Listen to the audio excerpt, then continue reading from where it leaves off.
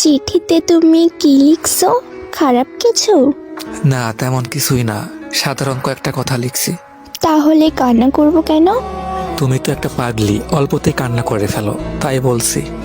আচ্ছা যাই হোক, রেহানা, তুমি কি জানো আমার সবচেয়ে বেশি মন খারাপ কখন হয়? কখন? তোমার চোখের পানি দেখলে।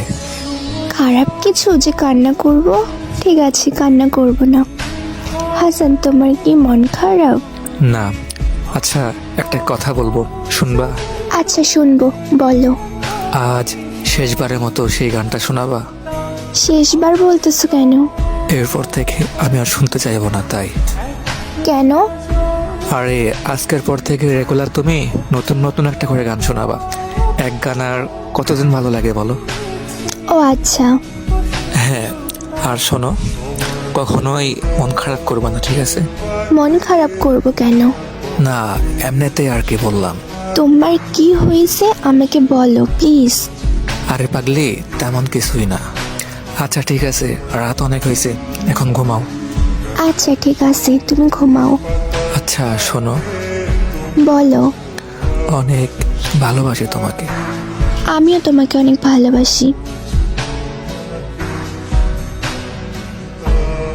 পরদিন সকালে রেহানা তার বান্ধবীকে নিয়ে হাসানদের বাসায় যায়। যাওয়ার পরে দেখে বাসায় অনেক ভিড়, আর সাদা কাফনে জড়িয়ে কে জানে শুয়ে আছে। রেহানা জিজ্ঞেস করলো, এইটা কে? একটু পরে পাশ থেকে কে যেন উত্তর দিল, এটা হাসান, ও আর এই পৃথিবীতে নেই। এইটা শোনার পর রেহানা একটা চিৎকার দিয়ে ওইখানে জ্ঞান হারিয়ে ফেলে। টানা 3 ঘন্টা পর রেহানার জ্ঞান ফিরে সে আর কোনো কিছু না ভেবে ডাইরেক্ট হাসানের রুমে চলে যায়। যাওয়ার পরে ওর কথা অনুযায়ী একটা বক্স পাই। বক্সটা খোলার পরে ওখানে একটা চিঠি পাই। চিঠিটা পাওয়া মাত্র চিঠিটা খুলে পড়া শুরু করে। চিঠিতে লেখা ছিল, রেহানা, আমি জানি তুমি কান্না করতেছো, কান্না করো না প্লিজ। আচ্ছা রেহানা, তোমার কি মনে আছে তুমি একটা শাড়ি পছন্দ করছিলা? তোমার কি মনে আছে, লাল রঙের? তখন আমার কাছে টাকা ছিল না, সেই জন্য ওই সময় আমি কিনে দিতে পারি নাই। শাড়িটার দাম ছিল 2050 টাকা। তখন আমার কাছে টাকা না থাকায় কিনতে পারি নাই। বাট কাল যখন আমার কাছে টাকা আসলো, হাতে টাকা পাইলাম, তখন তোমার সেই শাড়িটির কথা মনে পড়লো। কিন্তু যে দোকানে শাড়িটি পছন্দ করছিলা, সেই দোকানে অনেক খোঁজাখুঁজির পরেও শাড়িটি পেলাম না। পুরো মার্কেট খুঁজে অনেক কষ্টে সেই শাড়িটি পাইছি। পাওয়ার পরে দেখো, ওটা তোমার জন্য কিনে রেখে দিছি।